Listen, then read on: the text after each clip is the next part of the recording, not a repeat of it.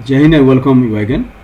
In the previous video, we talks about challenges on the independence, right? In which I talks a lot about what are the challenges immediately we face. I talk about would India survive as a united nation, right? Already I talk about democracy with constitutions. Democracy is a system with the constitution. Constitution is a living documents. ये दोनों को हम लेके एक साथ चल पाएंगे कि नहीं? Most importantly, we are talking about welfare society, which talks about mixed economy, right?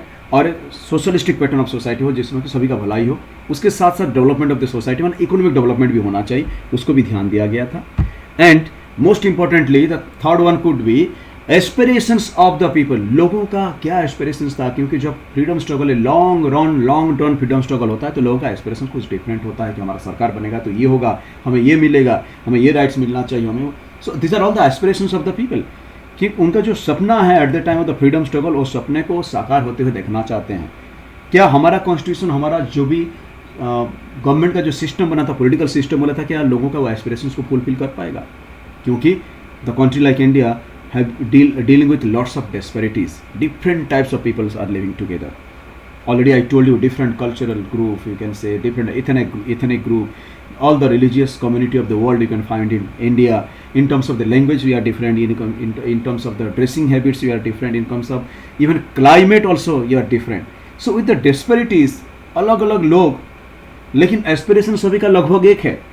अलग अलग लोगों का एक टाइप का एस्पिरेशंस, लेकिन डिफरेंट सिचुएशन पर रहते हैं. उनका क्या गवर्नमेंट फुलफिल कर पाएगा? This are all the challenges. And जब 1947 से आज 2020 में हम हैं, तो इन लास्ट 70 ईयर्स लगता है कि yes, to the most extent our constitutions of the government और the people you can say, उनका जो एस्पिरेशंस हैं हमारा कॉन्स्टिट्यूशंस और गवर्नमेंट उसको फुलफिल किया है. एंड दो you're still you're having lots of disparities. एक फैमिली में रहते हैं तो हम 4 लोग रहते हैं, तो उसमें भी हमारा डिस्पैरिटीज है, तो उससे क्या हो? बट यूनाइटेड एफर्ट ऑलवेज रहा है, and we live together. We have a you have the mantra, you can say, of Vasudhaiva Kutumbakam. The world is one village. That's the mantra that India is still having. In spite of the disparities, in India you can find out unity in diversity. That's why it's rightly being said that India is a rainbow country.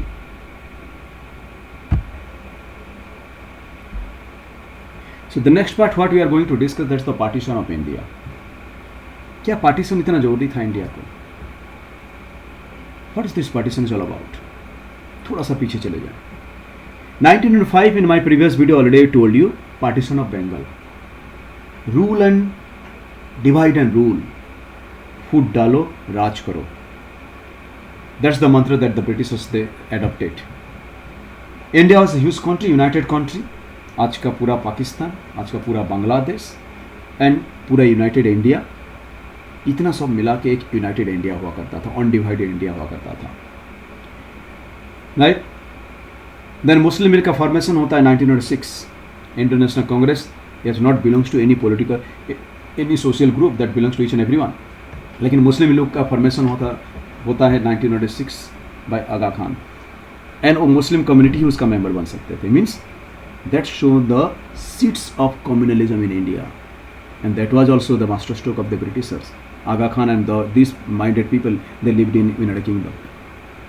1939 में Muhammad Ali Jinnah was said to be the father of Pakistan.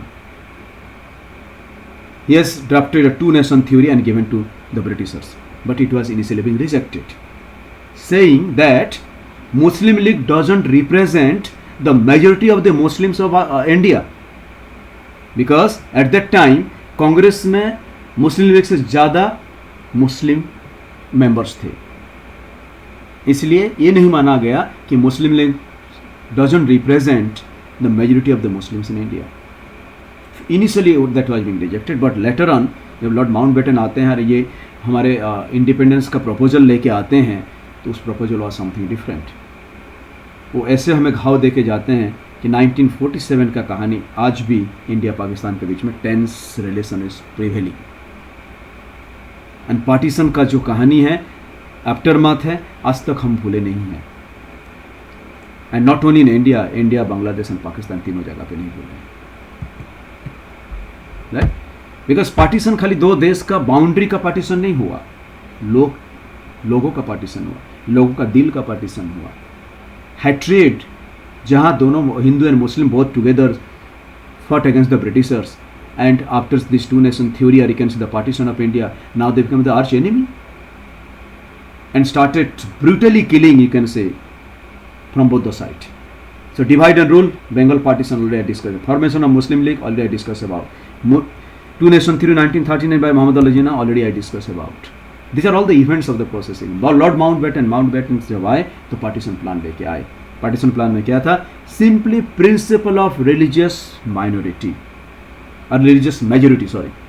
तो religious majority के हिसाब से क्या किए कि पाकिस्तान और बांग्लादेश वही स्टेट बना जहाँ पे बंगाली स्पीकिंग पीपल है, but they are majority of them they are Muslim. So they carve out a new part from the country, otherwise known as East Pakistan. And western side में Sindh, Punjab, Balochistan, and these are all these area I can say जहाँ पे majority of them they are Muslim, उसको waste Pakistan बना दिया गया. अरे India छोड़ दिया गया. क्या इंडिया में भी नहीं था? इंडिया में भी बहुत सारे ऐसे प्रोविंसेस थे जहाँ पे majority of them they are Muslim. But India has taken the principle of secularism. India में कभी नहीं बोला गया, इंडिया से कभी नहीं बोला गया कि आप नॉन हिंदूज यहीं से निकल जाए या मुस्लिम निकल जाए. एंड टुडे यू कैन से more than 16 to 20 crores of the people in India they are Muslim community, right? So ये भी एक प्रॉब्लम था आफ्टरमाथ. ऐसा नहीं है कि पाकिस्तान में ही खाली हिंदुओं को या सिखों को मारा गया, इवन इंडिया में भी lots of Muslims were being killed. Process no single area was Muslim majority, this was very true. और नो कहीं भी ऐसा नहीं था कि जो कोई एरिया हो जो कि मुस्लिम मेजॉरिटी एरिया हो. And not all Muslims area wanted to be the part of Pakistan, this is also very true. ऐसा नहीं था कि सब जो मुस्लिम मेजॉरिटी अगर हैं भी कहीं तो वो पाकिस्तान के साथ जाएं. So this was a problem. तो इसको उनको इस प्रॉब्लम को सॉर्ट आउट भी करना था, एंड सॉर्ट आउट किया गया ultimately. Role of Khan Abdul Ghaffar Khan, otherwise known as the Frontier Gandhi. This gentleman in northwestern frontier provinces, he worked a lot of rehabilitation of the people, and he was fighting till end कि partition ना हो, but you can't do anything else. That was a political processes.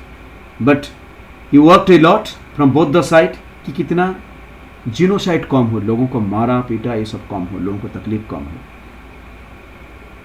Punjab and Bengal got divided. आधा पंजाब चला गया पाकिस्तान में, आधा Punjab India में चला गया. बंगाल का आधा चला गया पाकिस्तान में, आधा बंगाल चला गया इंडिया में. एंड यही दो स्टेट का मोस्टली मूवमेंट हुआ था. So lots of refugee can see and lakhs of people have been killed. No single area was Muslim majority. The fate of the minority in the both the country. India में मुस्लिम minority थे and Pakistan में Hindu minority थे.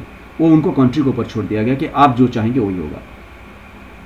दो in both the country नहीं बोला गया कि पाकिस्तान से नहीं बोला गया कि आप लोग चले जाइए यहाँ से, हिंदुओं को या सिख को चले जाइए.